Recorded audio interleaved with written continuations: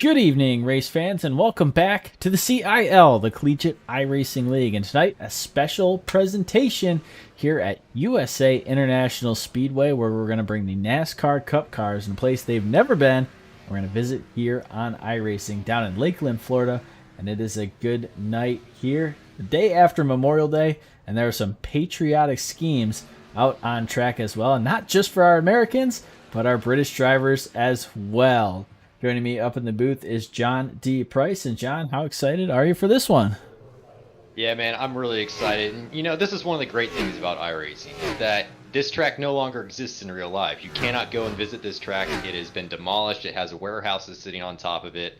But you can drive it in iRacing, and that's something that is something to be appreciated, I would say, and not something we could do a few years ago. So pretty awesome. They're a little 3/4 mile track tonight, so short track action going to be still in fourth gear, but top speeds around 135 to 140 miles an hour at this track, and a pretty challenging track, and these guys are getting used to this setup and running some pretty quick times in practice. Austin Farr, fastest time in practice with a 21.1, but cars, you talked about it earlier, Jared, before the broadcast. You were talking how bunched up the entire field is going into this. Yeah, the field all within about half of a second. Lap time is going to be right around 21, 22 seconds here tonight. You see it 0.61 miles around here, so very close to that 3/4 mile. Kind of a lengthier straightaway than we're used to seeing on the traditional NASCAR short track. We think of Martinsville and Bristol. A little more runoff there. And John, you were talking about it just a moment ago before we went live, that corner entry, how important that's going to be here tonight. Yeah, in race theory, we talk about sort of three stages to the corner. You have corner entry, mid-corner, and corner exit. You kind of do different things at each part of it, if that wasn't obvious enough already, but really where race drivers make their money is in corner entry. If you can carry the speed into the corner while still being late on the brakes and get the car's platform really set up to have a lot of grip mid-corner, it's going to enable you to get onto that throttle a lot faster than some of the other guys that maybe have a little bit too much understeer into the corner and try to goose it a little bit too fast on exit. They either pick up even more understeer or just spin the car entirely. So I'm looking at guys like Austin Farr and Jared Kaler to really be exercising that carrying of the momentum down into the corner. I was watching Austin Farr earlier take what I thought, coming from an outside perspective, I am not an oval expert. I spend almost all of my time on the road series. What I saw him doing that I thought was fairly unique was kind of pointing the car down at the corner before he touched the brakes, then get on the brakes, enable you to have a really stable platform under brakes, and you can still do a nice little trail brake at the end into the corner. He probably also had a fair amount of rear bias cranked in. You can crank the brake bias in these cars a little bit to the front or to the rear. If you prefer, you'll crank it to the front. If you've got too much oversteer on entry, you will crank it to the rear. If you've got too much understeer on entry, you want to encourage the rear to sort of step out just a little bit to help the car kind of angle down towards the turn. So a couple of interesting tricks to this track I think that we found in testing, Jared, was with the bumps, you do have to be pretty patient on that throttle coming out of the corners. Yeah, you said it right there. Patience on and off throttle. And when all these cars are grouped on together, it gets pretty hard to be patient when you're door to door with another car and trying to get a better run off of that corner. But you mentioned the patience on throttle, and we're out in the daytime, noon time in the sim, so that right front tire is going to be the tire we think about all night long. When you carry that speed down to the corner, John, you talked about turning that brake bias back and using the rear of the car to get the car turned. Other guys might want to keep that brake bias forward. They don't like when the car gets kind of seemingly unsettled under braking, and they want the front right tire to do all the turning. That's going to chew up that right front, and it makes it harder and harder. You got to back that corner up, slow down maybe a little bit sooner than you'd like to. So we'll see how that plays out as the race continues. Drivers are limited on sets of tires. They'll get 3 over the course of the night, over 96 laps here at USA International. I was watching Sean D. Campbell wheel it around turns 1 and 2, and you can see it right there, just how squirrely it's going to get on that corner exit. And don't forget, a little bumpy at the top of the track as well. Yeah, Sean Campbell there exercising a little bit of opportunity to take a wider line into 3 and 4 to set up for a flying lap. So you noticed him enter 3 really high and then sort of bring it down on the apex when he was already through 4. That's so you can get a little bit higher top end speed before having to hit the brakes for turn 1. You can only do that in qualifying. It doesn't work over the course of the race, but when you do it in qualifying, it can find you half a tenth or so just with that little bit of extra speed that you get going down the straights. And Jared Kaler in that fantastic UNC Charlotte paint scheme that he's running for Memorial Day weekend. And what a place to come to for Memorial Day weekend, USA International. What a great pairing. And even Peter Stothard, you mentioned him earlier, the British driver in the field, went all out on his paint scheme too, and I think he's got one of the better ones in the field from my eye. It's a fantastic British flag paint scheme on top of that car. But Jared Kaler out there for qualifying now. You see just how much speed he's carrying down into 1, cranking that steering angle in, trying to wait to open it up. Now open up, gently squeeze that throttle, get it right out there next to the wall, and then it's going to be hard on the brakes again into turns 3, keep it tight against turn 4. These turns are pretty similar to 1 and 2. There's not a lot of disparity over the course of the lap. And then across the lines, currently actually sitting on pole with a 21.2 that last lap time was, but he went nearly a full tenth faster in practice, Jarrett, so I wonder if these guys are still sort of feeling this one out. Yeah, pay attention to the guy who hasn't laid down a true lap yet, and it's Austin Farr. You see him cross the start-finish line right there, up to 10th. We'll see if Farr drives in pretty deep. You see him sneak up the track a lane or 2. Farr may be struggling with the speed here. We saw him quickest in practice. Right now struggling to get the car underneath him in this qualifying lap, and that might be interesting to notice. He's going to cross the start-finish line for, I believe, his 3rd and final qualifying lap. He's going to remain back there in 11th for the time being. So Austin Farr from Tennessee, normally a front runner, and right now kind of stuck in the back of the pack. Yeah, and he had a much quicker lap. He was at the top of practice, as we mentioned earlier, so he's over 3.5 tenths off of his time in practice.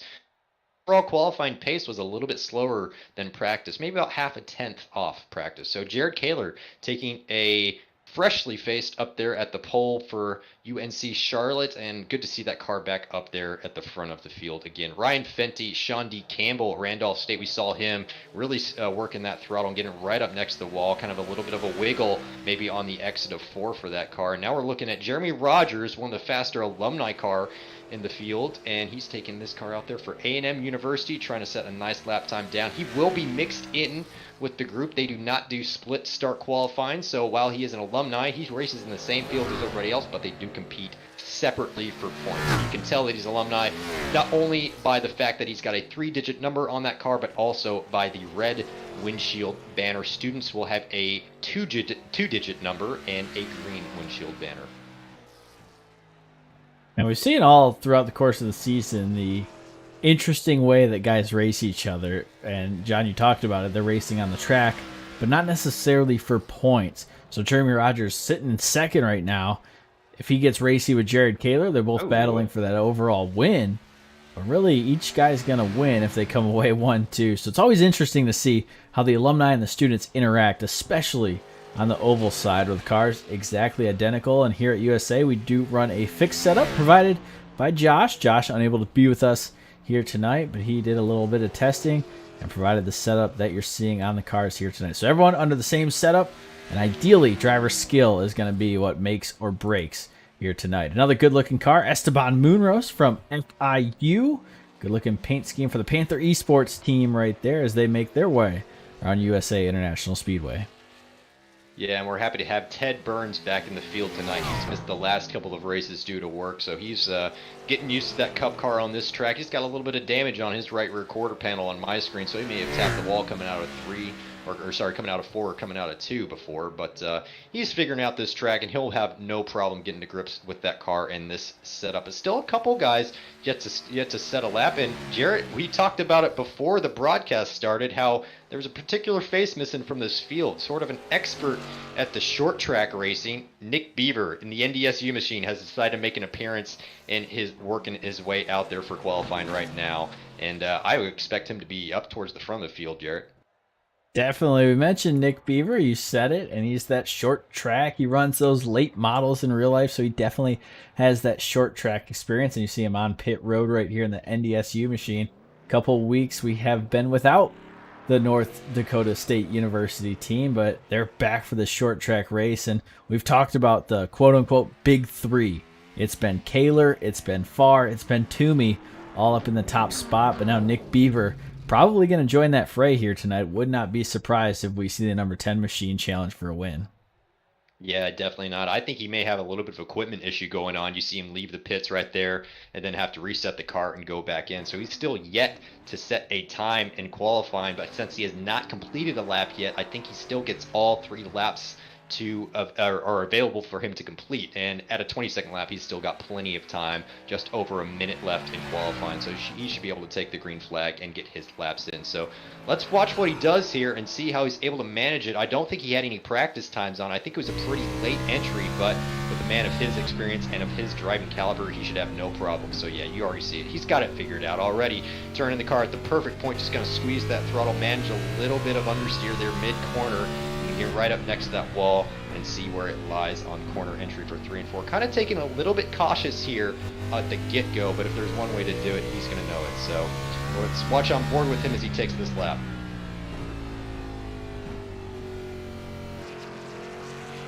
Nick Beaver all the way down to the bottom. Going to diamond the corner a little bit. You'll see that at a track like Martinsville, where you turn the corner into a diamond. It looks like he's going to employ that strategy right here. Drifts up just a little bit, just about a half of a lane. Gets those left side tires back to the apron and up to the top of the wall, maximizing the speed. But you see that early entry into the corner. Pay attention to that in traffic. Guys will enter early, guys will enter late. It's imperative that you know where the driver on the inside or outside wants to turn in. Especially right there, you see it, another early turn in. Keeps that car all the way down on the bottom. Lets it roll on out. Nick Beaver comes to the start-finish line. We'll see if he's able to get back. Doesn't look like he's actually going to complete that lap. So we'll have to check that on out. And before the car's grid, let's turn it over to the good folks from NextBookIt, and we'll be right back for the starting grid.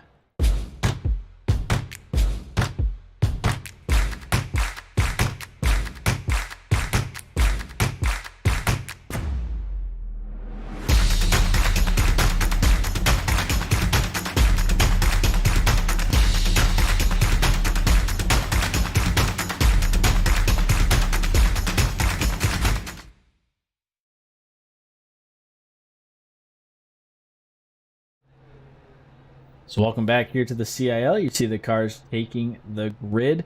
And a quick shout out to NextBookIt. You see the title sponsor of the CIL, providing all that you see in front of you and keeping the drivers on the track. So don't be sure to check them out, and we'll hear from them once again later in the race. But now let's check out the grid, brought to you by NextBookIt.com. Rolling off on pole tonight, Jared Kaler from UNC Charlotte. On his outside, the alumni, Jeremy Rogers from Texas A&M. Ryan Fenty will start third tonight, and Sean D. Campbell from Randolph Community College rolling off fourth. Thomas Toomey from the University of Virginia will start fifth. Nick Trollman from Cal State Long Beach starting in sixth. Michael Koholich in the number 4 machine. He will roll off seventh. And Christian Gomez from FIU starts in eighth. Henry Morse from UC Berkeley starting in 9th. And Nick Beaver from North Dakota State rolls off 10th. Derek Heckmanis from San Diego State in 11th. Matthew Nordberg from NC State in 12th. Continuing on down your starting grid here tonight, Austin Farr way back there in 13th. We'll see him make his way up through the field here tonight. Esteban Munros from FIU starts 14th. Gage Anderson 15th. Derek Jennings 16th. Peter Stother from Harriet Watt in 17th. Ted Burns 18th. Alex Jensen 19th. Carl Lempool 20th. Sam Roslansky 21st. Colby Sherwood 22nd. Scott Ratliff and Cooper Glick rounding out your 24 car field here tonight.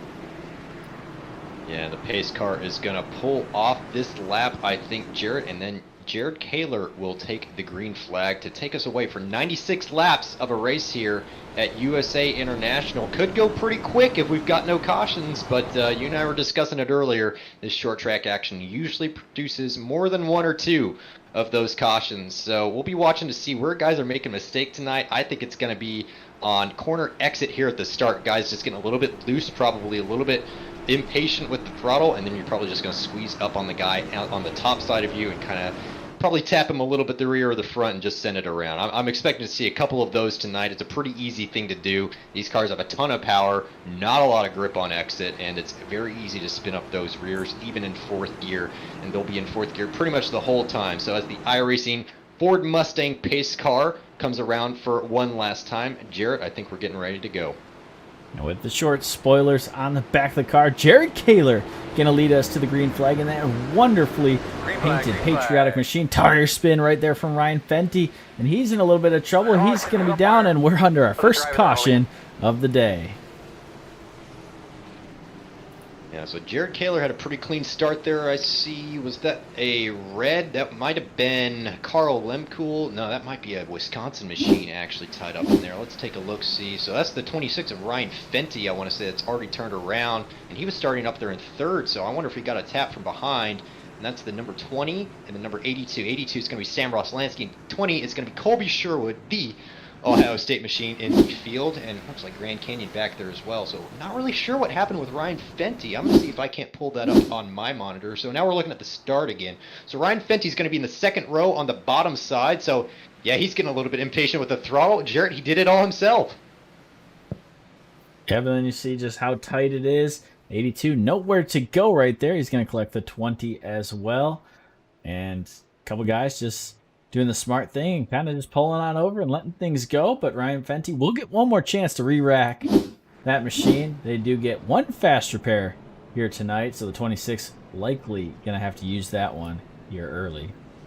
Yeah, definitely. I hope he does not have the replace all tires box checked, because he will be wasting a set for that for just 3 laps. But I don't want to say I called it, but I called close to exactly what happened. That was just kind of a little bit of impatience with the throttle at the start, and just kind of jammed it in there. He was probably in second gear, and maybe he could have used third and had a little bit smoother of a start, but just picking up that wheel spin, once you do that, that's going to overheat the rears immediately, and it's going to make it even that much more difficult to get that car back into line.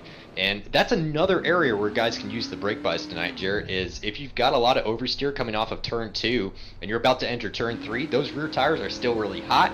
You're going to have a lot of oversteer going into the corner, so you probably want to dial that brake bias a little bit forward to give a little bit more understeer on entry and keep that rear in check. Definitely, and that is one of the things drivers can change in car over the course of the race. So as the tires get worn, you might want to change it up a little bit as well. So will be interesting to see when we talk to the guys later in the race how these guys change it and adjust as the race goes on. As guys trying to get stacked on up behind the pace car again under our first yellow of the night, and kind of something we're not really used to seeing is that first lap wreck here in the CIL. Often we get pretty good green flag racing, so we'll see when that run comes. And I think that's going to be really the ticket here tonight, John, is saving your stuff, being out of the danger zone, so to speak, but then knowing when that green flag hits, save your tires for 1 or 2 laps, and then it's go time on the short track here at USA. Yeah, absolutely. There's a couple drivers in this field that will know that patience from a 3-hour St. Jude's Hospital charity endurance race they participated in this past Saturday. I think it's Carl Lemkool and Thomas Toomey were the 2 names that I recognize right now that were in that. There may have been a couple others in there, but in a 3-hour race, you can't afford to make very many mistakes. You got to be patient with it, and it's the same story here. You've got 96 laps to figure this out as we go green, and Jared Kaler off to a start already. Looks like I had the 04 machine. I think, or is that the 4 of Michael Kaholich slipping in? That's the 30 machine, so Sean D. Campbell, Randolph College, and A&M just behind, and Ryan Fenty in 4th place right there. So a quick turnaround to green flag, and might have caught a little field napping there as iRacing gets everything squared away. And caution, again, it looks like it's going to be Gage Anderson involved in this one. Let's see if we can check out what's going on. I've got number 9 around on my screen as well, so that's going to be FIU. So it might have been an UTA FIU sandwich going on in there. Let's check it out. So that's Munoz down low right now. 91 machine coming in behind. UTA coming in behind this car. So I think Munoz is just going to get a little loose. Sympathy spin, actually, from the 91. 2 totally separate incidents. How about that? And if you got points for synchronized spinning, I think Munoz and Gage Anderson are going to win a gold medal in that, because that was pretty interesting. You talked about it, the patience, and right there, you just want to get a little bit earlier. You see the car in front of you pulling away. You want to get on the throttle, and I think guys are going to figure it out pretty quick that that's not going to get you very far here at USA.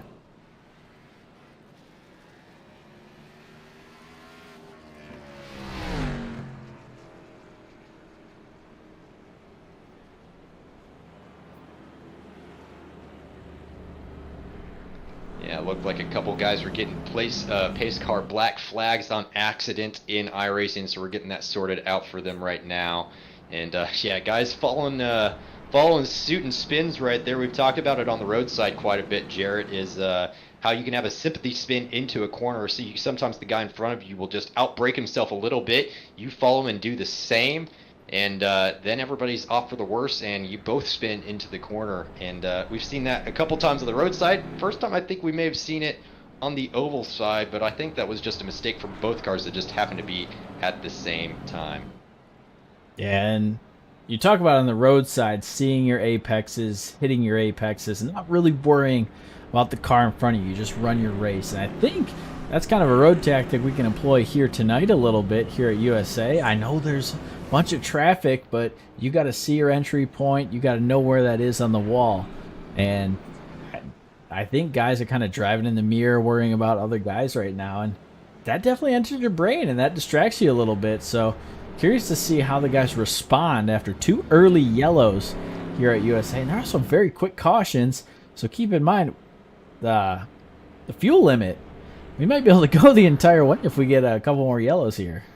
Yeah, if we get a few more yellows, then we might be able to, but I sure as hope that doesn't happen, Jarrett. And I think with almost 10 laps under our belt now at this pace, I think guys are probably going to be a little bit more patient in some of these restarts. They might have said, you know, we're tired of running under caution. We have some actual green flag racing going on. So I'm hoping they're going to be a little bit more patient on these restarts.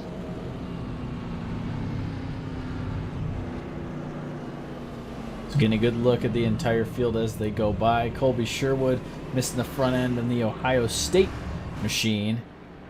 And we'll see if he gets that fixed up here before too long. Maybe saving that fast repair, and that's something to definitely keep in mind, is that you get one, and if you don't use it, you lose it. So maybe you run a little bit more aggressively early. Once you use that fast repair, now you got to be a little bit more conservative. So there's things to keep in mind as the race goes on. Field going to double file on up, and we're going to get set to go green once again as the field pulling off of turn 2. They'll get ready to rock and roll through 3 and 4. Yeah, pace car lights are out. It will be in this lap, and Jared Kaler will again lead the field away.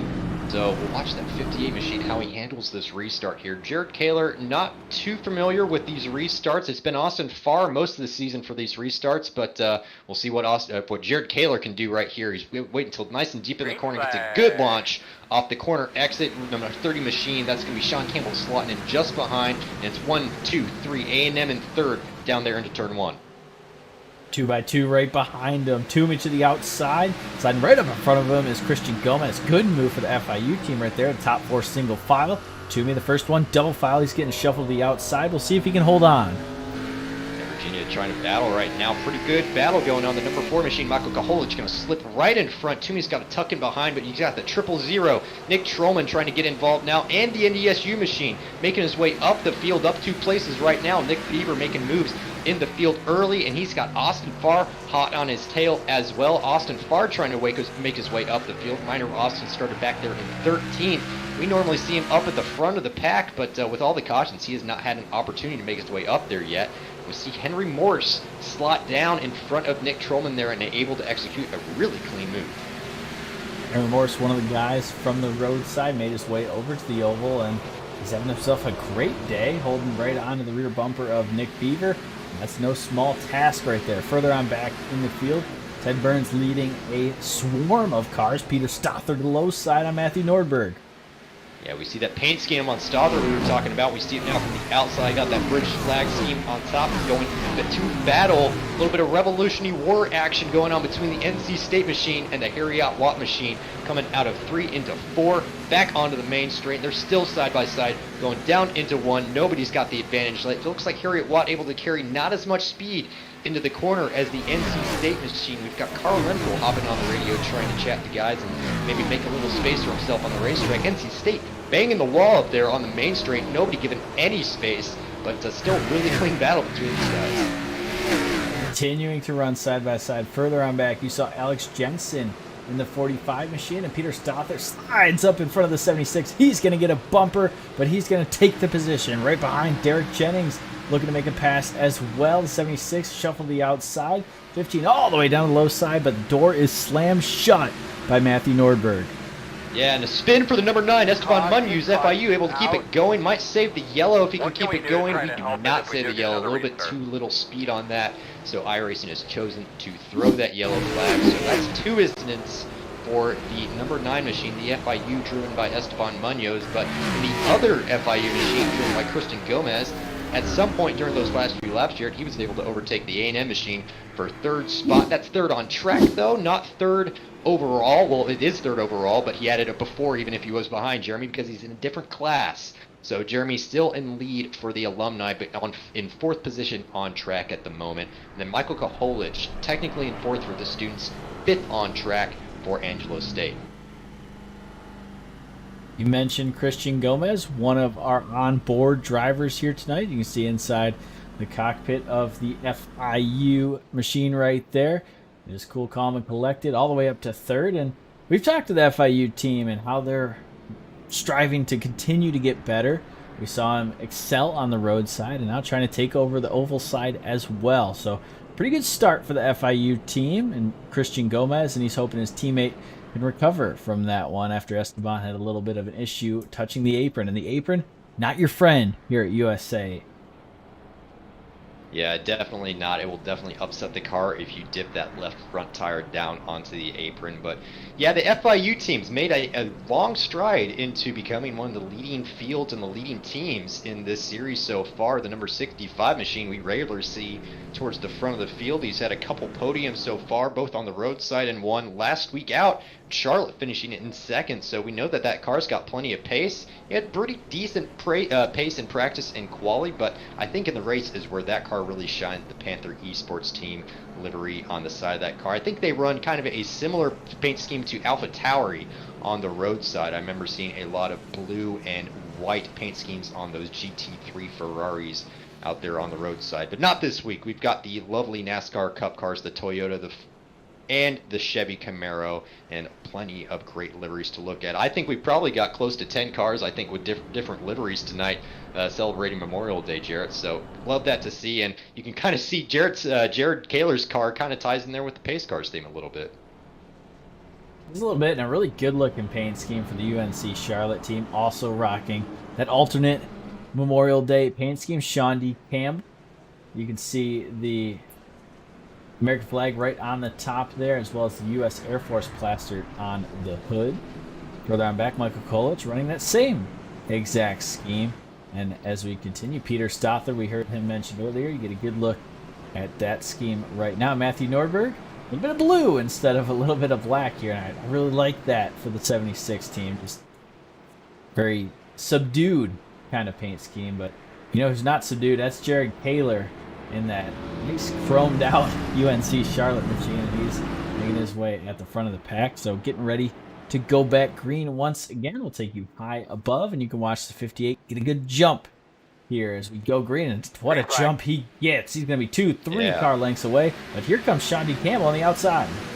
Yeah, the top 3 got a great advantage off that restart. Caught the rest of the pack kind of sleeping a little bit there. Kaler taking a great restart. Campbell hot on his tail, though. Campbell's got plenty of pace in that Randolph Community College machine. Panther Esports about 3/10 behind that leading pair right now. Angelo State able to work their way on the bottom side of A&M just behind, so they're competing for 4th and 5th position on track. It looks like Angelo State just able to get the move done. A little bit of a tap, and the A&M machine is around, gets turned back around, and our 4th caution of the night comes out. Tough break right there for Jeremy Rogers, and you saw the tap. We heard it talked about a little bit earlier. Will someone pull the bump and run? And you'll see it right here, the 112 down into the corner. And he actually might have had a little bit of help on his own. Might have been a little bit of net code as well. But hard on the brakes, the car in front of him. And he gets up into the wall. Cody Sherwood trying to stay out of that as well. But Nick Beaver back in the 10. I think he did his best to stay out of that incident. Yeah, I think Nick Beaver did a great job there. If anybody, I'm actually probably going to place the blame a little bit on the A&M machine. It looked like Michael Koholich, who was the car in front, going into either turn 3 or turn 3 or turn 1. I think that car just kind of slowed up a little bit more than Jeremy might have been expecting, and Jeremy had a little bit more speed coming into that corner, couldn't quite jump on the brakes enough to get the car slowed down. just sort of tapped the either the right rear, I think it was the right rear of Michael Koholich's car, and that upset the front end balance of his car and sent him spinning. And again, good job to the number 10 of the NDSU machine driven by Nick Beaver to remain out of that one. But Jarrett, you know who that promotes into the lead of the alumni pack? That's going to be Ted Burns, and that's the first time he's led for some time in a few races, so we'll see if he can't hang on to that position and take some points back in this alumni championship. Definitely Ted Burns, a staple of the roadside, and he's really making his way here on the oval as well. So it's so cool to see the drivers be able to take their talents, not just to one discipline of racing, but a wide variety. And speaking of drivers taking a wide variety, Carl Lemcool, who's raced on the road as well. You can see him in his full motion rig here tonight, and he's another one rocking the patriotic scheme for the Memorial Day here at USA International. Good looking paint scheme for the St. Louis team right there. You can see him up on the wheel as we get set to go after our fourth caution of the day. Yeah, that motion rig is pretty dang cool, man. I'd love to give that one a go sometimes. And my little static rig not giving me any of that force feedback feel that he's got through that seat, especially. Pretty nice NRG seat in that one as well. But yeah, Sam Ross Lansky also with a really tasteful paint scheme on that number 82 machine for Wisconsin. But, you know, big movers in the field so far. Austin Farr, we were talking about him earlier. He's going to be making his way up there. And in that short little green flag stint that we had right then, he made his way up to 6th place. So now he's going to have to make his way up a little bit further if he wants to challenge Jared Kaler, who's about to lead us away again for another restart. Pace car lights are out, and he's going to dive into the pit lane and take this field away on this next corner. And all the heavy hitters up there at the front now. There's Kaler, Campbell, Gomez, Koholich, and right behind them, the group of three. It's Beaver, Farr, and Morse. And don't forget about Ted Burns, Thomas Toomey back there. Really, all these big names getting ready to rock and roll up from the front. Pace car off on pit road. And up from the stands, you're going to get a good look at this green flag. And Kaler with a great run down towards turn number 1. Right behind him, Sean Campbell, another good jump. He's going to get turned up to the top side, able to hang on. Great save by the 30, but he's going to be under fire, and caution is out here for that. So that's going to be a little bit further back in the field. That would not have been for Sean Campbell. That was a fantastic save, really putting on display some very impressive car control. And so let's take a look at what happened. Looks like Peter's right up underneath Thomas Toomey.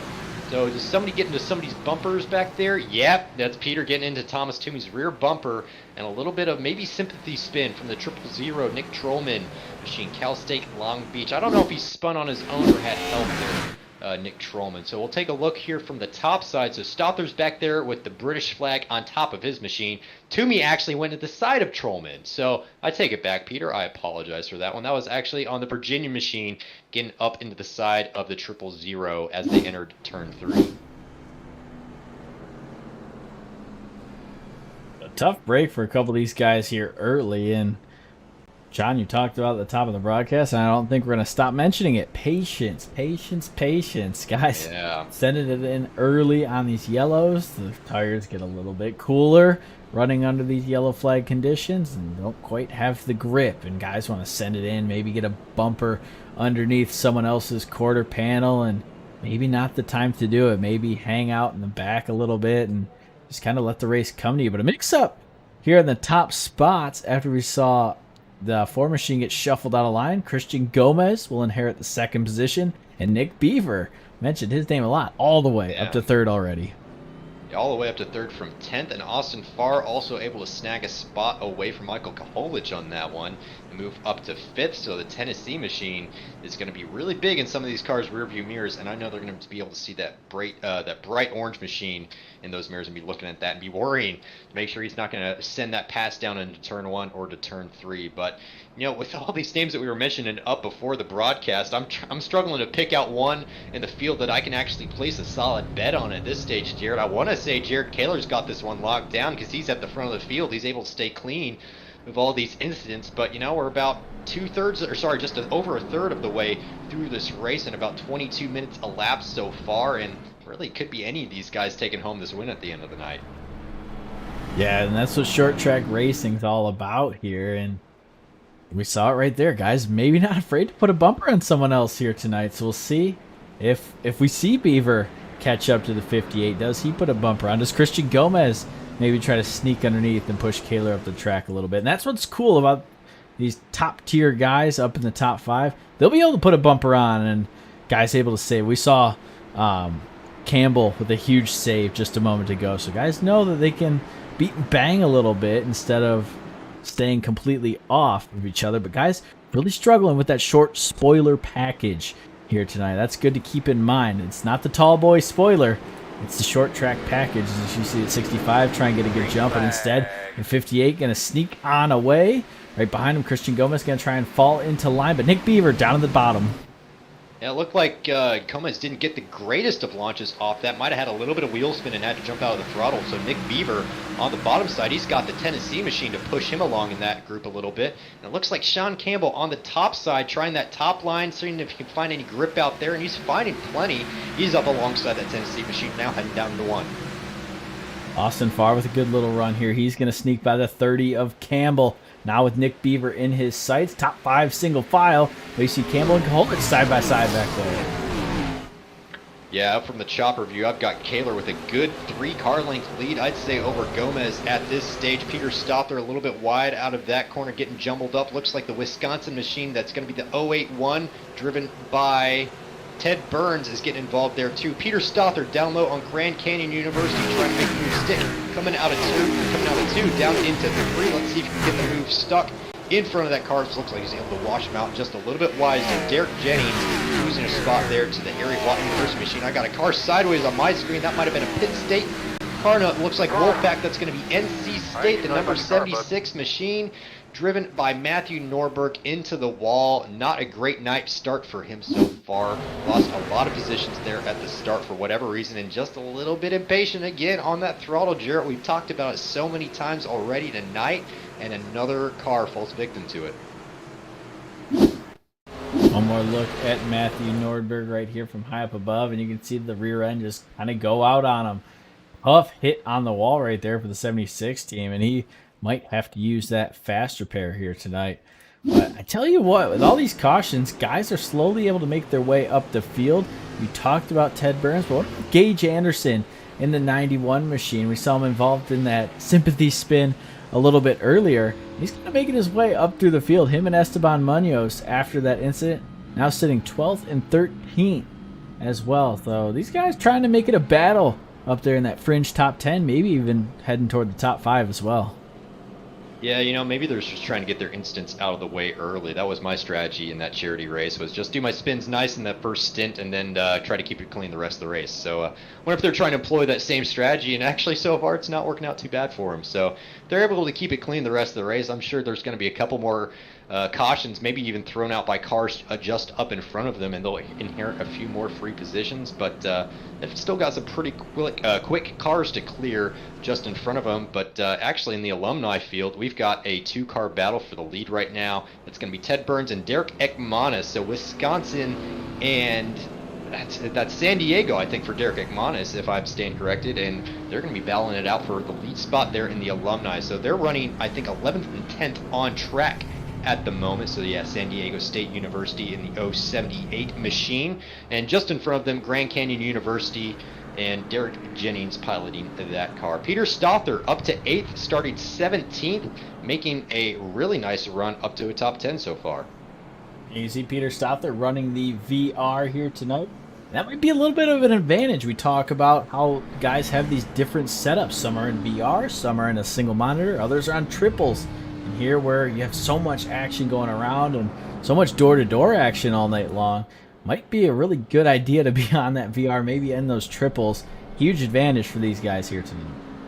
Yeah, it especially helps Jarrett when it comes to racing NASCAR, and you got to see where that car is right next to you. On the road, there's not nearly as much side-by-side action. Very occasionally will you go side-by-side for even half a lap at most tracks, but you can go side-by-side for 3, 4, 5, 10 laps even if you wanted to around a course like this, and having the ultimate trust in that car next to you is absolutely crucial. And having VR, having a triple screen setup, having whatever it takes to be able to show you what that car is at, where that car is at on your inside is just absolutely crucial. So Peter Stothard taking the advantage of all of that VR technology, but still up at the front, it's UNC Charlotte, closely followed. Christian Gomez, number 65 for FIU, and Nick Beaver from 10th up to 3rd, up to a podium spot. The short track master from NDSU is making it work tonight. And Austin Farr also up there in 4th, man. There's so many big names up there that we've already mentioned so far, and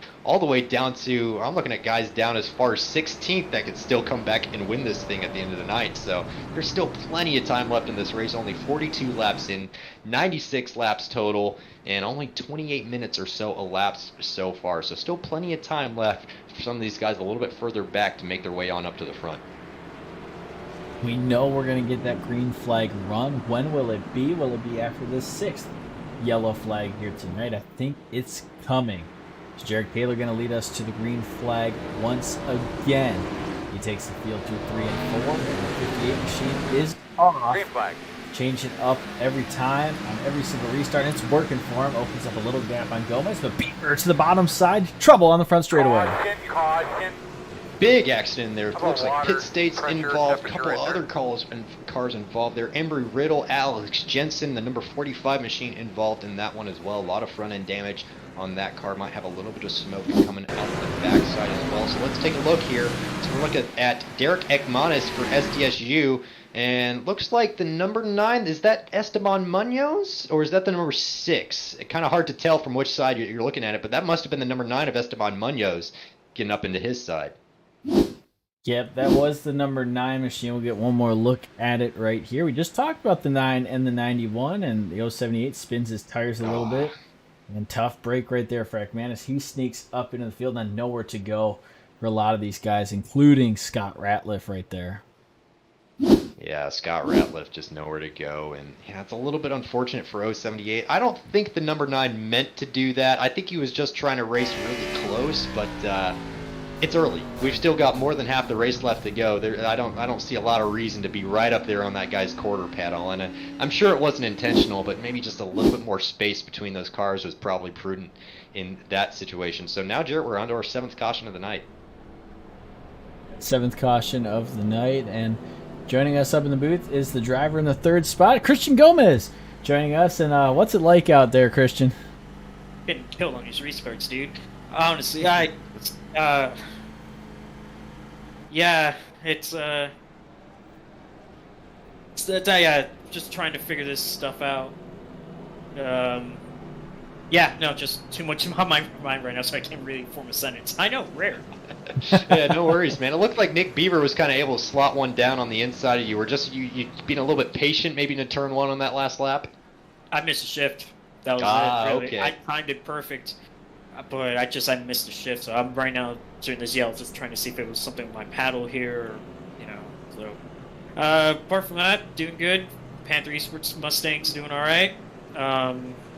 The Far's catching me here, so getting a little bit worried, but we'll see. We'll see how this ends up here in this next half of the race. All right, well, you're looking good. Keep it up there. We'll talk to you soon. All right. So sorry for if there's any rude hand gestures. So Christian Gomez right there. You can hear him just hanging on for dear life at this point. It's hard to say you blame him with the likes of Taylor, Beaver, Farr breathing down your neck as well. Get to a driver, but if anyone can hang on, it's been Gomez. We've seen the FIU team consistently up at the front, and it's often Gomez with Munoz right behind. So don't be surprised if we can see him stay up at the front. Pace car going to take us to the next green flag here after our 7th yellow. Yeah, Jared Kaler going to get another chance to enable his expert restarts up there at the front. So Christian Gomez now right behind Kaler. Let's see if he can't nail this jump. Jared nails his jump. Still got the number 30 Sean Campbell alongside Gomez. Gomez not missing a shift this time, but still being challenged by the Randolph Community College machine. Tennessee with nowhere to go, just behind, kind of getting trapped behind the 65 for the time being, but the 65 and the 30 still side by side into 3 and 4 65. Down low, 30 up top, a little bit of advantage, a little bit of a touch there mid-corner. 30 gets shoved up high, and Gomez able to hang onto that 3rd spot. And Austin Farr now just 1 spot away from the podium. sitting there in 4th, right on the bumper of Christian Gomez. Caution again here, John. Looks like Matthew Nordberg had a little bit of trouble. Everyone gets collected in it. We'll see. Oh, and it looks like that's going to be the Wisconsin machine. Sam Roslansky eager on the throttle out of turn 3 or turn 2, it looks like. Yeah, turn 3. And inside of NC State. NC State in the walls again tonight. I think he's already found that wall once tonight already, Jarrett. That's not a good look for that machine.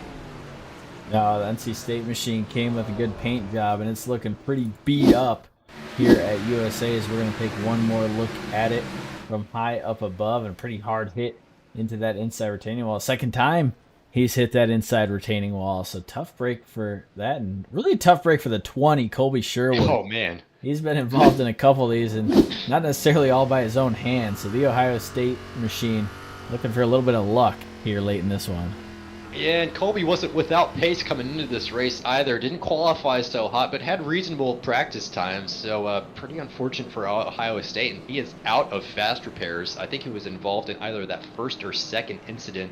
So he's got to race the rest of this remaining under 50 laps to go, luckily. But unfortunate for him, he's got all that front end damage to contend with throughout the rest of this race. But still up the front, Jared Kaler, I don't think he's lost any single laps led. Nobody's come down the pit lane yet for either fuel or repairs, but we're getting past that halfway point, Jarrett. So I'm wondering if guys are starting to consider maybe going for tires or fuel at this point. Yeah, and when you do, you're hoping everyone goes with you, and I think everyone's just kind of waiting for the 58 to head down pit lane, and they'll all follow because we've seen track position just so key here tonight. Staying up in front, out of the way of everything, and up in the front you can see the restart as well, so you're able to get into that single file lane. We see the top 4 get single file quickly, start to pull on away, and all the wrecks have been kind of mid to back of the pack. That's where you want to be, up at the front. And speaking of up at the front, Peter Stother making his way up to the front from Harriet Watt University. He's all the way up to 6th here tonight in the the Harriet Watt Esports team. And looked pretty good right there in the number 14. We talked about him starting further on back in the pack, staying up nice and late for us here tonight. And he's doing a damn good job here at USA International. Yeah, he absolutely is. He holds the Hard Charger Award if he's able to hang on to that spot, but Ted Burns is going to give him for a run for his money on that one. Ted Burns from 18th up to 9th or 10th as he's getting shuffled around a little bit on my monitor. So yeah, Stother from 17th up to 6th or 7th, depending on where you're looking at it on your monitor on the timing tower over there. The timing tower tends to be a little bit more correct than my monitor I've found so far. But Jarrett, pace car lights are out. 8th caution flag is behind us now, and we're going to get ready for another green flag restart here, led away again by Jared Kaler. So Nick Beaver up on the top side. Look who's in row number 2. It's the 79 of Austin Farr, and he's going to get a very good jump on this restart. Mark my words, this should be a good one. Jared Kaler's off. He'll clear the top side, head up to the top side. Christian Gomez is going to go 2x2 with Austin Farr. Oh man, Austin Farr carrying all the speed in the world around the back side of that corner, able to get it. And I've got another car looks like Henry Morse is around behind us, but still staying green. Nope, that's the 9th caution popping out.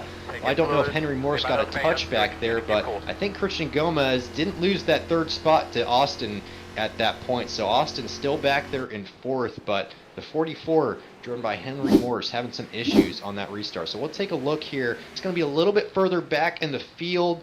So it's getting bunched up as we enter the corner there. Maybe you got a little bit of help from the rear. I think that's what happened. The number 4 machine, Michael Koholich, getting into the back end of that car. So kind of surprised iRacing threw the caution on that one for me, Jarrett. Yeah, agreed. And usually iRacing will throw a caution when a car is 90-degree perpendicular to the racing line. And the 44, not quite all the way to that 90 degrees, but the yellow comes out once again here tonight. And I think the drivers probably wanted to see a little bit of green flag run there. The iRacing officials definitely going to hear it from the drivers after this 9th yellow here tonight. And are we surprised that we've had this many yellows here, John? You know, I am and I'm not at the same time. You know, I expect a lot out of these guys because we've watched them week in, week out, really put their talent on display. But it's just the tiniest of mistakes at a track like this really create really big consequences. And guys just getting a little bit too eager with the throttle or just getting a little bit too close and thinking they can get up on that bumper mid-corner and just maybe tap the guy in front. And they're not prepared for it, and they sort of don't open the steering fast enough and that car goes around. So I'm a little bit surprised that we've seen 9 cautions. Hopefully we don't see a 10th, but that would be a clean, nearly 30 lap run to the end. So we'll see if it comes to fruition. But some guys in the iRacing chat, I'm looking at drivers on the monitor talking about some other tracks that were looking good for this one. But USA International, it's a unique challenge, and on Memorial Day weekend, how can you not take the opportunity to come and race at a very unfortunately demolished racetrack? Jarrett, you know, I'm kind of torn between racetracks being demolished. There was one in Texas not too recently. Texas World Speedway used to be a NASCAR track itself, and is no longer with us. They were holding WRL events there for a while, and it was just north of College Station, so that would have been probably, I bet it was still around when Jeremy Waters was at A&M, so maybe we'll have to ask him about that if he makes his way to a podium position. But yeah, guys, 9 cautions in, probably chatting on the radio to each other saying, we really need to take this easy. We need to make sure we can have a good, clean green flag stretch. Or maybe they're talking about pit strategy. I don't really know at this point. It could be any number of things with all the things that have gone on so far in this race. Yeah, and we're starting to think about that pit strategy. It's right around 40 laps to go. Definitely something to think about. Can you stretch it if you start saving a little bit of fuel here tonight? It'll be interesting. You see the 47. That's the 747 of Scott Ratliff without a hood back there. And Scott Ratliff, one of the better looking paint schemes here tonight. You see the Pittsburgh State Veterans Memorial Chevrolet Camaro, and looking a little bit rougher than when it started. We'll see if he still has a faster pair remaining. He may or may not quite sure. But Scott Ratliff, one of the alumni, sitting 5th in the alumni. But leading the alumni is Ted Burns, having himself a good race in that 081 machine. Didn't know if we'd see him, and he came late to practice, but it looks like he didn't quite need all the practice, as he's been able to avoid most of the action and just keep that Toyota Camry pretty clean here tonight, John. Yeah, pretty clean, pretty good for that car so far. Ted Burns missed his home race last week at Road America, and so happy to have him back here with us again tonight. So one more time, we're going to have a green flag restart, and Jared Kaler is going to lead this pace car goes down the pit lane, and Jared Kaler, see him exercise that expert restart strategy, gets a great jump off Nick Beaver in second place. Peter Stother, big wiggle coming onto the power there, pretty close between the 10 and 65 down into turn 1, and Austin Farr involved here, making it 3 wide as they exit the corner. This could end in disaster so easily, but still 3 wide, going down into 3 right now. Number 10 up around the outside, making it back to 2 wide, so 65 able to hang on to that position. Expert driving up there at the front. I thought that was going to end in disaster for sure, Jared.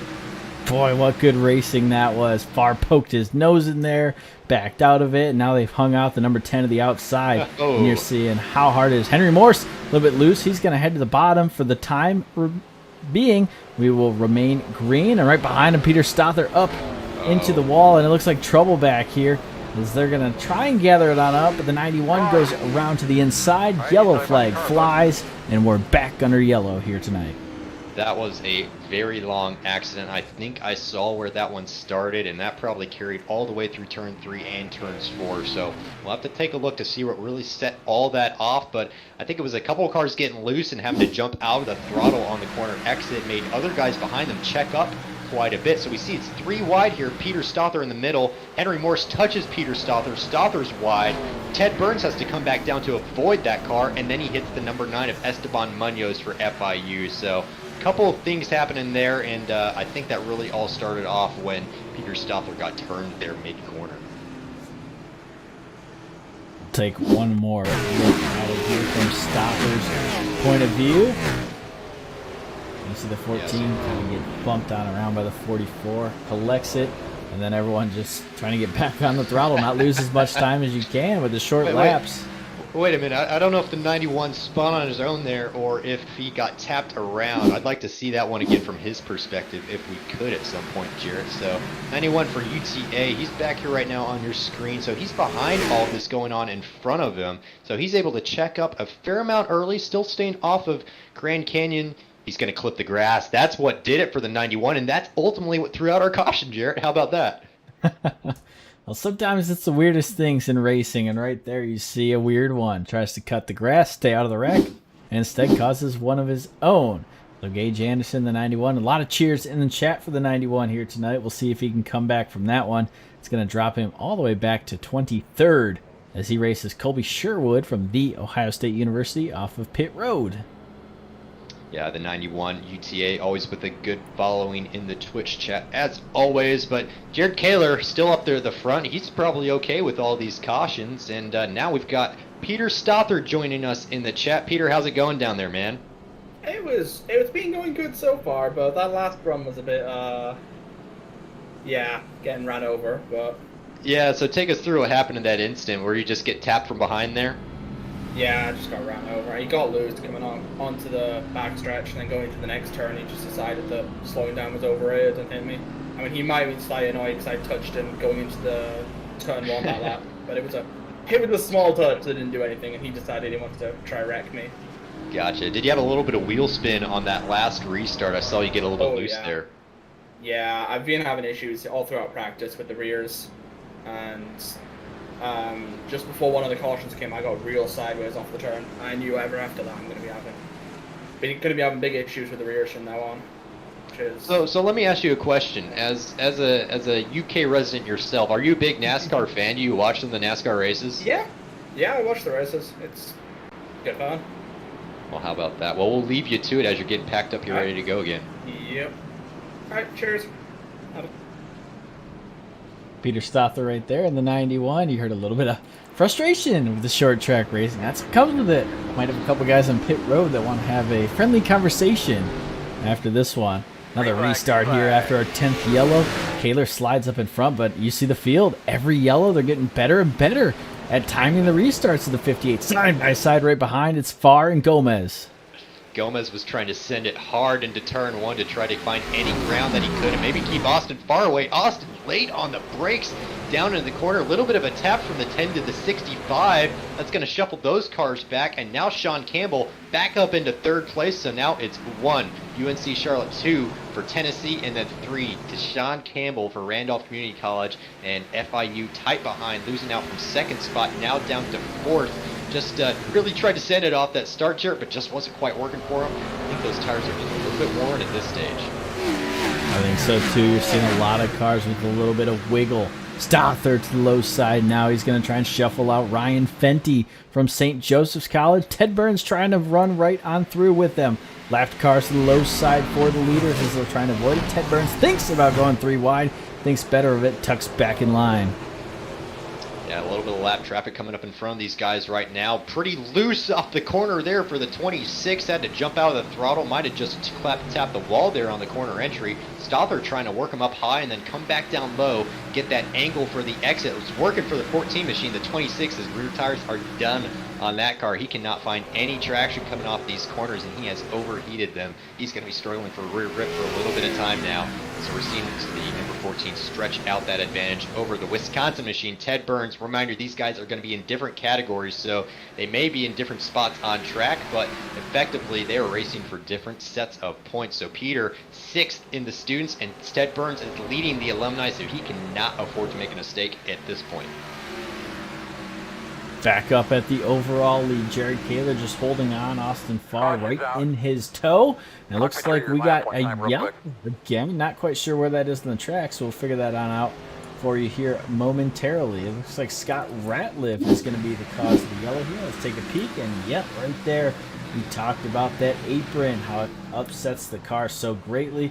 And the Pittsburgh State machine just around into that inside retaining wall, and it's not the first time we've seen that, and I don't think it's going to be the last that we've seen that here tonight, John.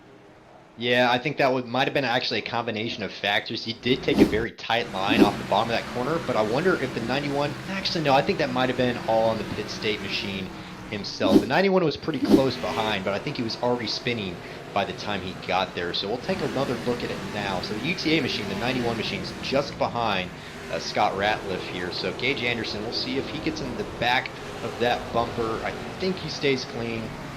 Still watching it. He's probably on this next lap by, I think. So he's with Carl Lemke just up in front. So Carl's a little bit loose in the corner. Scott has to check up a little bit mid-corner, down towards the apron. Still not quite there yet. Still trying to challenge for Carl Lemke. Still looking down the inside. touches slightly maybe the number 95, and then, yep, it's all on his own, and he touches that apron just as you said, Jarrett. And you saw it right there, how his line started to change as he got closer and closer to the car in front of him, Carl Lemkool. We talked about it, the patience and kind of the discipline to continue to run your line and run your race. Even if the guy in front of you is running a little bit different of a line, maybe slow up just a tad bit and run your line. Keep those tires how you like them. Guys had an hour practice before. They know what their line is. They know what they want to run. And throw everything out the window when there's other cars in the track. 'Cause it's been wild here with 22 to go.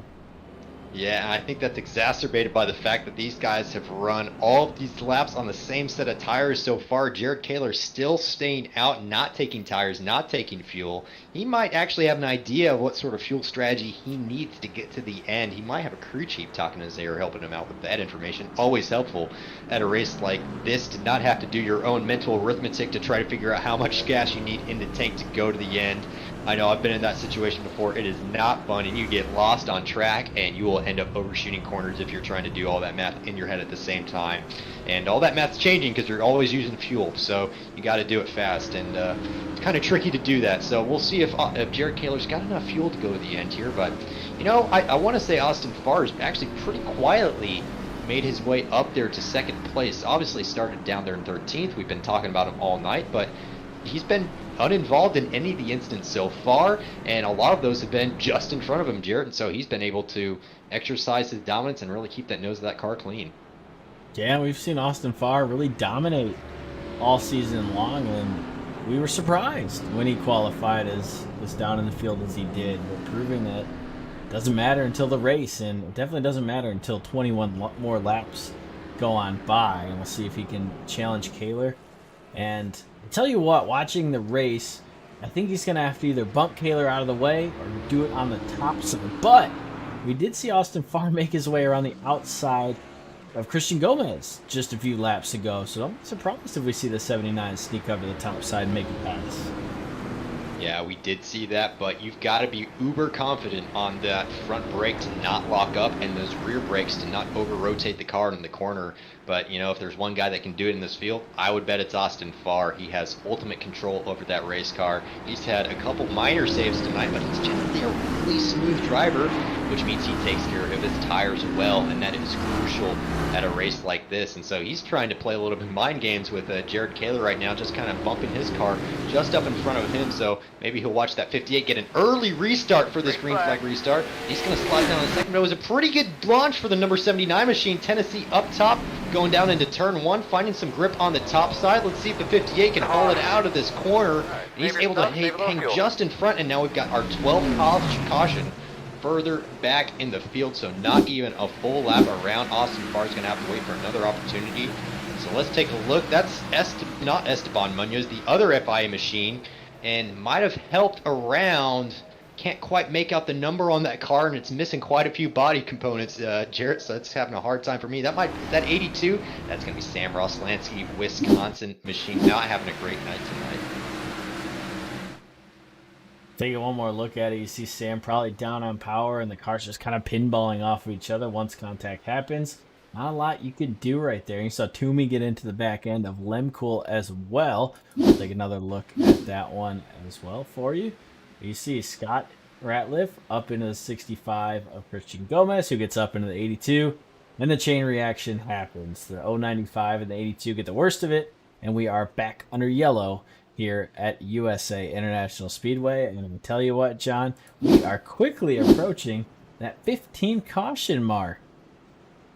Yeah, we're getting up real close to it. I think 12 is the most we've seen before in a CIL race, and usually these races are pretty clean, so this is definitely a little bit of an anomaly. And more so this season, I think it's a little bit more expected than last season in the Oval. We had some races go almost all the way to the end, actually, before we had a caution last season. And this season, it seems like it's been a little bit more frequent with the cautions, but, you know, still 12, 13, 14, 15 cautions, not something you necessarily want to see. So You know, I'm wondering if Jared Kaler might take one for the team here and go down and get some fresh tires on that car, because I think that would help everybody out, but probably not help him out, because I bet Austin Farr would stay out and just take that lead and then probably run away with it. So I don't think Jared Kaler can afford to pit at this point unless Austin Farr chooses to, and it's got to be Jared Kaler's choice. It's dealer's choice on this one, and I think it's going to stay out and try to run this one in the end. Yeah, I tell you what, you mentioned that going down and getting new tires. If the guys in second onward got together and planned it out, they could really hang the 58 out to dry.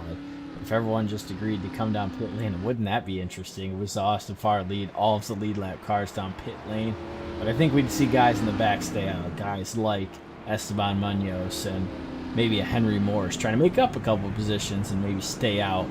Boy, that would be chaotic. It looks like guys are going to go until the end on these tires, and we've seen these tires be quite tough here tonight. We've seen guys spin. We've seen guys spin the tires on restarts. We've seen guys get loose off the corner. So once again, we talked about patience. Patience. And it is going to be ever so evident in this go time, 10 or so laps to go once we get the green flag. Yeah, absolutely. So we'll probably get 1 or 2 more times around this track with the pace car lights on. But something you were talking about before, just in that little blip there, was you know, guys trying to communicate and try to plan out to maybe hang out the 58 to dry. It happens a lot in other forms of motorsport all the time. I know I've been at a couple of endurance races where we're over there talking with other guys to try to chat to their drivers and maybe plan a little bit of a strategy so we catch all the faster or slower traffic at the same time and have an easier path through it. But in a strategy like this, it's pretty much dog eat dog world, I want to say the phrase is for this one. So Jared Kaler is going to have to make his car really wide to keep that Tennessee machine behind. You see Tennessee a little bit in front of the UNC's Charlotte machine, so a little bit of strategy coming into play here on the restart. Jared doesn't want to give a lot of space here because that's going to give Austin Farr a little bit more room to play with. Looks like Jared's actually, is he going early? Now it's a little bit risky from Jared to be nosing forward like that and then back out of the throttle. Pace car wasn't quite down yet. Very early lead from Jared Kaler. 58 machine into the lead and hanging on to the lead into turn 1. No shuffling around back behind. Ted Burns taking the high line on the number 10 SDSU machine. Again, Ted Burns in that alumni field does not need to make up any positions except for putting cars between him and I think Jeremy Rogers, who's closing in on him. Jeremy currently in second for the alumni. But still up the front, UNC Charlotte in first, Tennessee in second, and Randolph College in third. Tell you who wants to see this stay green, Austin Farr.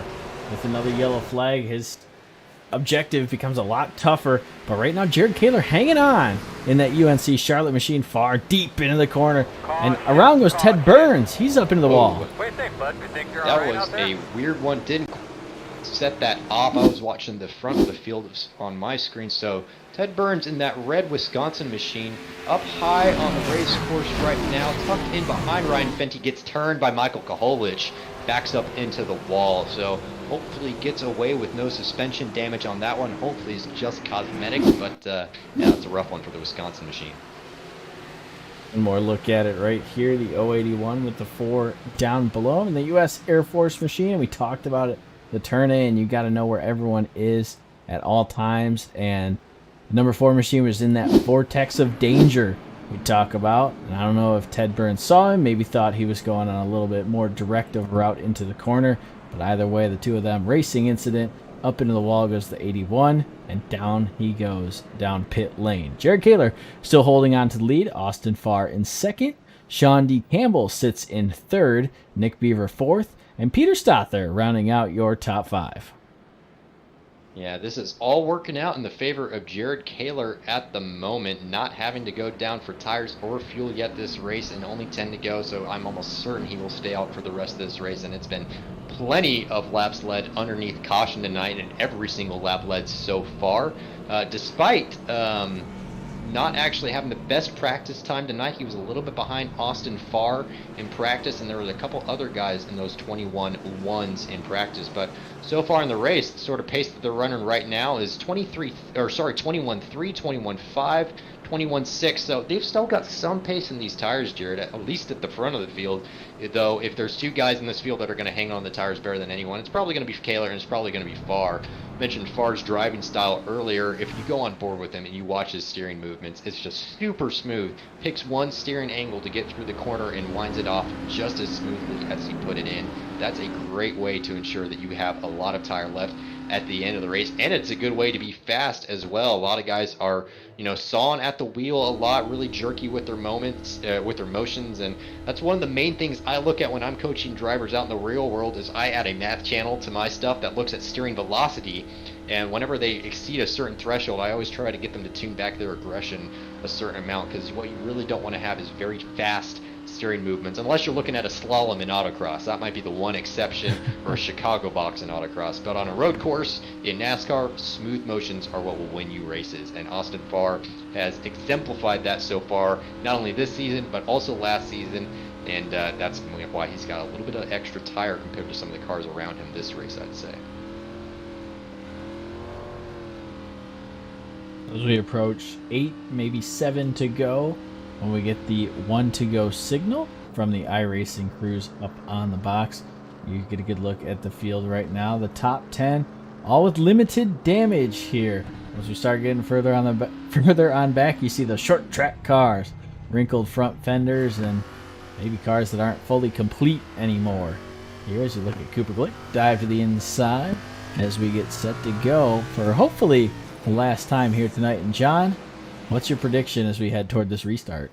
I think Austin Farr is going to try to nail Jared Kaler down into turn 1 and try to send it high around the outside. We've seen him do it successfully, I think, to Christian Gomez earlier, and we'll see if he can't repeat that strategy on Jared Kaler. I'm really a fan of his restart strategy, keeping his car just in front of Jared Kaler so that by the time Jared Kaler gets to the throttle, he has to clear Austin Farr's car to get down to turn 1 first. So expert strategy there. Jared goes really early, catches Austin Farr out, napping. Austin Farr might lose this position to Sean Campbell down into turn 1. Still has great speed though, able to hang on to it.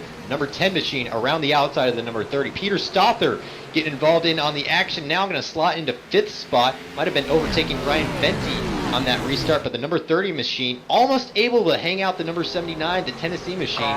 But Jared Kaler absolutely nailed that restart and said, I see you're putting that car in front of me. I'm not going to let you do that. And now we've got our 14th caution coming out already. So not even another lap out and another caution, Jared. I hate to see it. We really do, and I tell you what, it's tough, right? We have guys at the front of the pack battling, and then we head on back in the pack, and we see a couple guys just being maybe a little too aggressive right there for the 04 machine. Sends it in, clips to 20, who just used his fast repair. You see the Ohio State machine all fixed on up, and now all of a sudden not fixed on up, as we'll take one more look at it from high up above USA International Speedway. And yeah, just a tough break right there. The 04 coming in with a lot of speed, gets into the back of the 20, sends him around. And Scott Ratliff also involved in this one. And I tell you what, if we say caution one more time, we might be out. We might have used the word too much here tonight. Yeah, I wonder if these guys have single-use caution flags. If so, they're going to have to run the store and pick up a few more to finish this race out. But, Jared, on that instant real quick, I was watching it back from the blimp view on my monitor, and it might have been due to a little bit of netcode issues. So I've got the 04 popping in and out on my screen, and right when he pops out, the 20 goes for a sideways moment and then gets struck again by the car. And they were never really all that close on track. So that one might actually be down to netcode. And if there's any cars at risk of getting netcoded and throwing out cautions, it's going to be in the Oval Series. It's going to be in the NASCAR Cup cars, where these guys, as we've seen, are trying to run really tight. And sometimes the server just has to debate a little bit where that car actually is on track, and we can get results like this. So now up to 14 cautions out, 3 to go. We're getting really close to that green-white checker. We are indeed. And I tell you what, Nick Trollman from Cal State Long Beach, currently your alumni leader here tonight. He's back there 9th overall, but like John's mentioned a couple of times, the alumni and the students racing for their own separate points. So Nick Trollman's not exactly racing Jared Kaler and Austin Farr. They're on the same track. They're in the same cars. But Nick Trollman racing against everyone else. He's racing against Jeremy Rogers, who's 2 spots back in that Texas A&M machine. So the alumni battle also heating up a little bit too. Yeah, alumni battle definitely heating up, and Jeremy Rogers has been quietly moving his way back up to challenge Nick Trollman. Jeremy Rogers was involved in, well, I'm going to try to guess. I'll just pick a random caution. He was involved in the 4th caution tonight. I don't really know which one it was, but it was pretty early on in the race, and he's made his way quietly back up there to sit in 2nd in the alumni field, and is now going to challenge Nick Trollman for that top spot. But Ted Burns, despite that earlier issue, I think he got tapped around from the rear maybe 2 cautions ago now. He's down there in 3rd in the alumni spot, so that's still a good helping of points, but he really needs those wins if he's going to come back and take that championship at the end of the night. Sorry, not at the end of the night. What am I saying? At the end of the season. Anyways, but y'all know what I meant. It's been a long race so far with 14 cautions in, 3 to go, and this may be our first green-white checker attempt, and I'm getting a notification on iRacing that says it is, so this will be our first and final green-white checkered finish attempt. So the drivers will take the green flag here, and they'll race around to that white flag. If they don't reach it and the caution comes out before, the field is frozen at its spot, and the race is over at that point. She'll get the white flag, they'll race around to that checkered flag, and wrap this one on up. Austin Farr, Jared Kaler up at the front of the field. We've seen him all night long. Farr trying to get out in front and get a good jump. We saw him spin the tires last time. This time, the 79 hanging on. And they go side by side down in turn 1. I thought Austin Farr nearly had that very tight down the apex, giving the 58 no space. Sean Campbell trying to look for a gap to work his way in there, but nothing doing so far. 79 still up top, going to try to send it in around the top side on the 58, just try to edge his way out. Not going to get there before the finish line. Still 2 to go. And now final lap here at USA International. Tennessee hot on UNC Charlotte's tail, but now 30 car getting involved. Randolph College squeezing Tennessee out to the top side, not giving him any space, but Tennessee still with a slight advantage coming down into 3, but I think Jared Kaler has this one won already. Number 10 car getting to the back of number 30 right there, so North Dakota State not holding out. Bodo finished there for 2nd place at the end.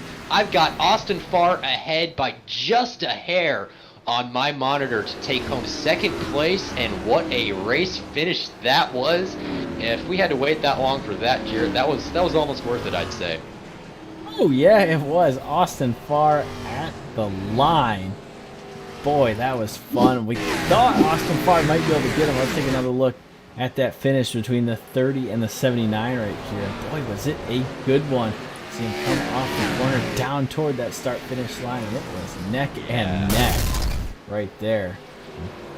Boy, what fun. Yeah, 4,000th of a second. So Austin Farr was just over half a second behind Jared Kaler, 0.515 seconds.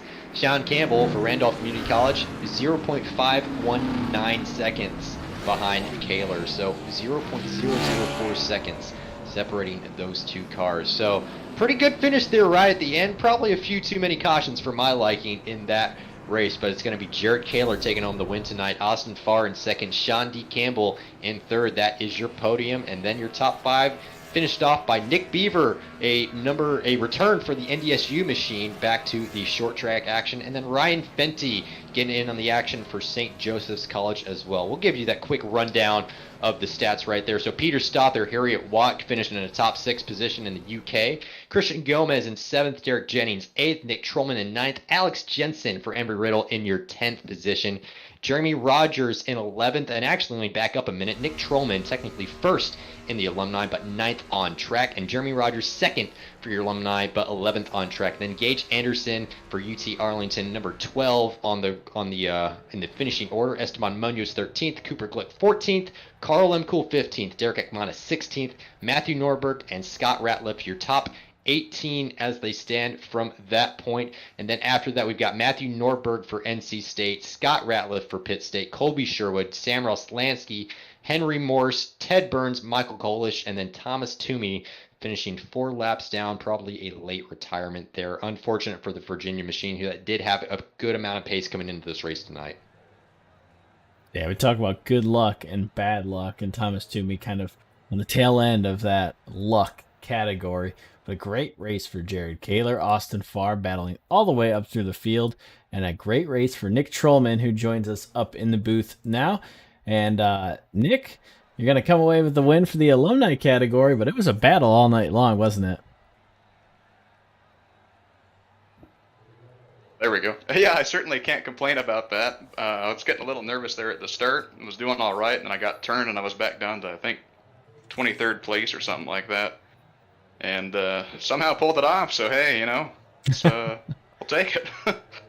Yeah, what sort of challenges were you dealing with this race? Kind of worn tires there towards the end, I would imagine. Yeah, no stops.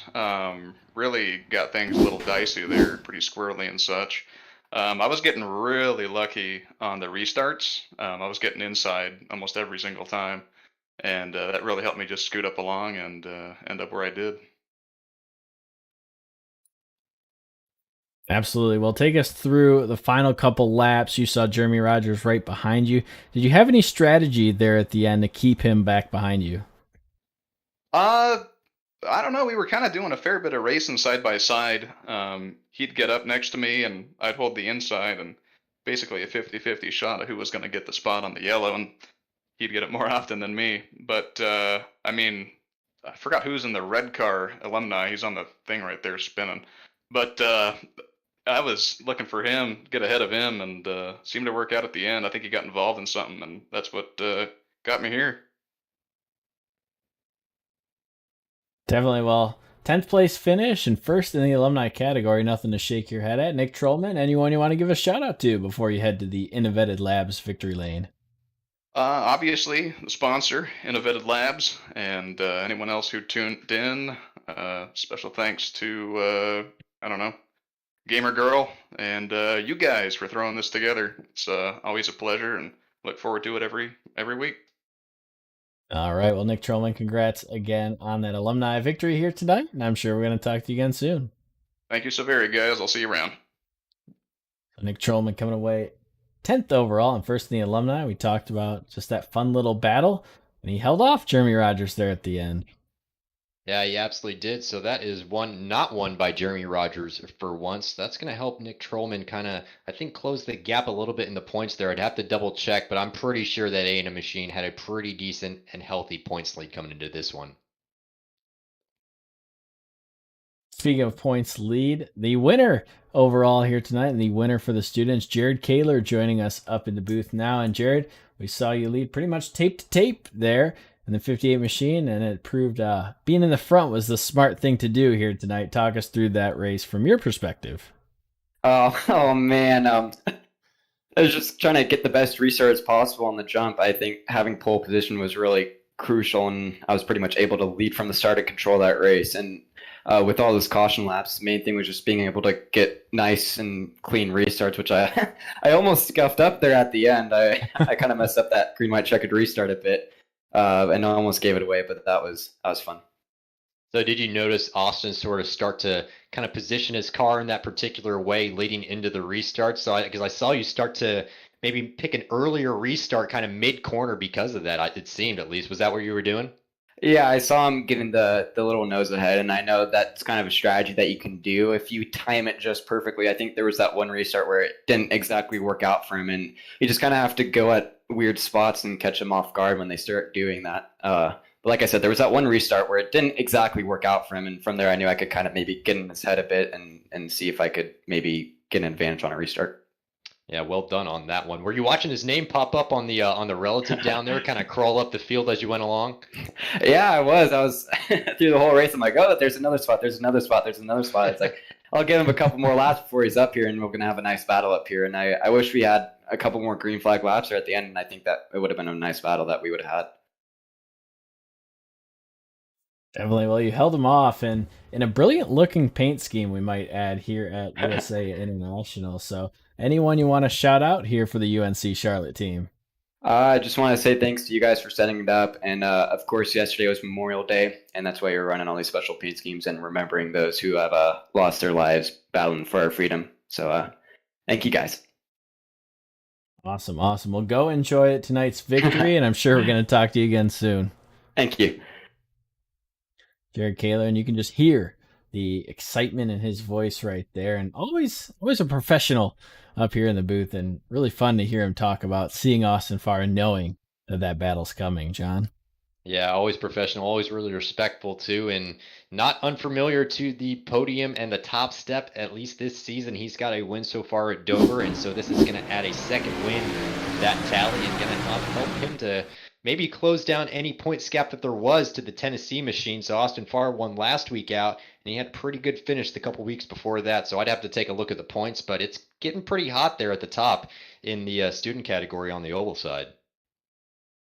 Definitely. And now joining us up in the booth is the Tennessee driver, Austin Farr, in the 79 machine. And Austin, we saw you go door to door right there at the end and just unable to get the 58 machine. Talk us through those last couple laps, especially that green-white checker. Yeah, I think I might have used up my tires a little bit much because my qualifying wasn't too good. I started back outside the top 10 and passed a couple cars on the outside there at the start. And I think that's what really burned off my tires. I just because the car was tight basically the whole race, so I thought I was fine, and I was trying to use the throttle to get it to turn, but I guess after that many laps, it broke loose, and wasn't able to be as close as I wanted to at the end. So I saw you start to employ a strategy there as you kind of got up there into second place on Jared at the restarts, trying to put your nose a little bit in front of his. Was that just to make him go a little bit further distance when he got into that throttle to get around you? It's something to do in real life too. That's really helpful, especially in iRacing when the leader has such a big advantage on restarts. I usually give myself a half a car length or a car length advantage on the leader, so it helps me basically act as a buffer between my reaction time and his. And luckily on the last restart, it did its job, but I was driving the car too hard, and it ended up costing me there at the end. Yeah, well, driving the car hard, but it looked like you were able to carry a lot of speed into these corners. Were you adjusting the brake bias at all throughout the race to try to manage the car's entry behavior? Yeah, I went down a couple percent on the brake bias because I was just trying to get the thing to slow down because the car was too tight to dive in the corner like you usually do in other cars here. So I elected to just drive it in way harder and hug the bottom of the racetrack, and it ended up working out for me. Last thing, and then we'll send you on your way. You mentioned the qualifying run that put you kind of in the middle of the pack, and then we just watched you slowly keep chipping away and chipping away. Talk us through that, just being able to pick up a position here, yellow, pick up a position here, yellow, throughout the whole course of the race. I find myself doing that a lot in real life because I can't qualify in real life either, where I race. So it's just staying in the race, thinking long term, not doing anything too crazy, and just letting everybody do their own thing and picking up spots where you can. Especially with the cautions, I knew it was going to be a long one. So just one car at a time. Don't make anybody angry because the track's too small to make anybody angry. Especially here at USA. But eventually I was able to get up to second, and that worked out pretty well. Definitely. Well, congrats again on another great finish. Next week we go to MIS. Are you excited for that one? Yeah, MIS. It'll be my last one because I'll be on vacation the last race, but I'm definitely looking forward to it. Mile and a halves are fun in these, so hopefully hoping for less cautions next time. But definitely looking forward to that one. Definitely. Well, Austin Farr, the floor is yours. Anyone you want to give a shout out to before we send you to the InnoVetted Labs podium? Sure. The University of Tennessee, of course, for supporting me doing this thing. Jared Kaler for not adoring me. That was fun racing him at the end there because I definitely might have tried something stupid there if that were me. Also, Jared for painting my car. Looks really nice. Everybody back in the Discord. InnoVetted Labs, NextBookIt, and you guys for hosting the league. All right. Well, always great talking to you. Another great run. So congrats on that, and then we'll talk to you again soon. Thanks, guys. Austin Farr, your second place finisher here tonight, and what a run for him here tonight. We qualified middle of the pack, made his way up, and then gave Kaler a little bit of scare there at the end, John. Yeah, I think if he'd qualified any better, that may have been a different finishing order that we see up at the front. But second place is nothing to scoff at. I will tally up the points after this one to see where he stands. But he'll obviously have to exercise that drop race week that he gets at the so everybody out there, worst points finish of the season will get to drop that performance. So if he's going to miss the 6th and final race of the season, then that will probably be his moment to use that. And we'll see where the points lie after that one. But Jared Kaler coming away with the win here tonight after an hour of race time, just over an hour and 56 seconds on my monitor. Comes away in first, started first, held that the entire time, led every single lap of the race, and really was able to nail those restarts, which was pretty key to his strategy to winning here tonight. Then key to your strategy to winning can be NextBookIt. So we'll hear from them and we'll come right back for some final thoughts at USA International.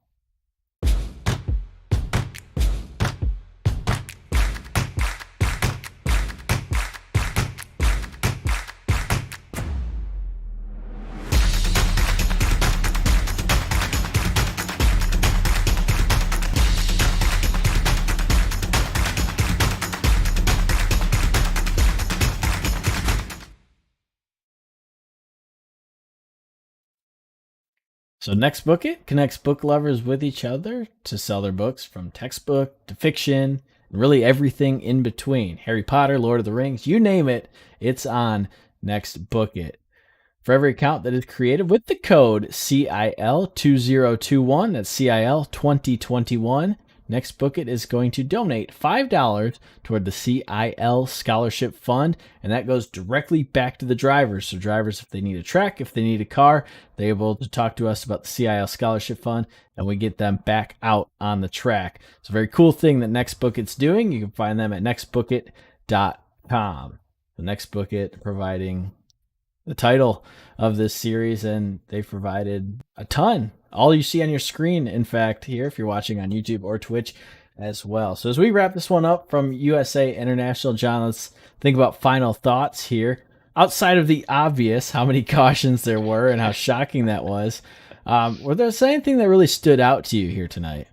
It is experience is king here. You see guys like Nick Beaver working their way up the field and keeping their nose clean throughout, despite not having that great of a qualifying. Both him and Austin Farr started 10th and 13th respectively. So Austin Farr able to grab that InnoVetted Labs second place podium finish at the end, but Nick Beaver not too far off in 4th. So looked like experience was just what you needed out there to really keep your nose clean this race and make your way to the front of the field. But even still, some of the young guys that haven't been doing this league so far doing really well as well. Sean Campbell up there in 3rd for me, Jarrett, was probably one of the highlights of the race, I'd say.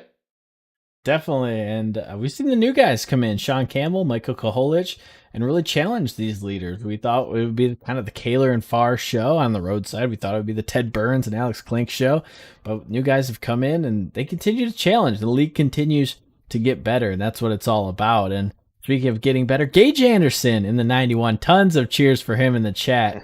He finishes 13th here tonight, so big shout out to Gage Anderson. We definitely got to give him a quick shout before we wrap things up here from USA. But yeah, you said it, John. New guys coming in, new guys being fast. And I think I was surprised tonight at how aggressive everybody was. They saw the leaders in front of them and they knew they could really make something work. But it was the guys who were patient that were able to see the biggest successes. Guys like Peter Stother finishing 7th. Guys like Nick Beaver finishing 4th. And definitely a guy like Austin Farr coming away 2nd. Yeah, definitely. I think that was a big case of it tonight. And, as this race rose on and kept going throughout, and we were on that same set of tires the whole time, Jared Kaler electing to not pit, able to go the whole distance on that single tank of gas on that single set of tires. That really hurt probably some guys further back in the field that, as you said, were making those aggressive moves. It's much harder to do that when you've got a tire that's even that much more on a nice edge on both corner entry and corner exit in these things. And Austin Farr was talking about the setup for this. He thought it was a fairly tight setup, meaning that it's a relatively safe setup. You can not really have to worry too much about the rear stepping out on you a whole lot, but we saw a lot of that tonight, especially on restarts, on cold tires. And I think that, again, plays back into the experience of the guys like Austin Farr. And You know, he has a particular driving style that we said was pretty smooth, and that if the car has a particular handling tendency, then a smooth driver will be able to notice it much quicker than somebody who's a little bit more aggressive. So not surprised we see Austin Farr up there at the second place if he's picking up things like that throughout the race, but still a very strong finish overall for everybody there. Definitely. So if you guys enjoyed this CIL action, you can be sure to follow, whether you're on Twitch or YouTube, and tune in next week as we head out to Sebring for some fun there. And that's a night race. So be sure to tune in for that one, as we'll be under the lights of Sebring, and the headlights in the car is going to shine bright there. If you want more oval racing action, we asked Austin Farr about it. MIS in 2 weeks' time. That's going to be June 15th. Same time, same place, 9 p.m. Eastern Standard Time, as we get away from the short tracks and out to the 2 mile Michigan International Speedway, the fastest track in NASCAR. So for one last time, for myself and John up here in the booth, thank you to everyone who joined in. Thank you to all you guys participating in the chat. Hope you guys enjoyed it as much as we did. And until next time, take it easy, and we will see you again soon.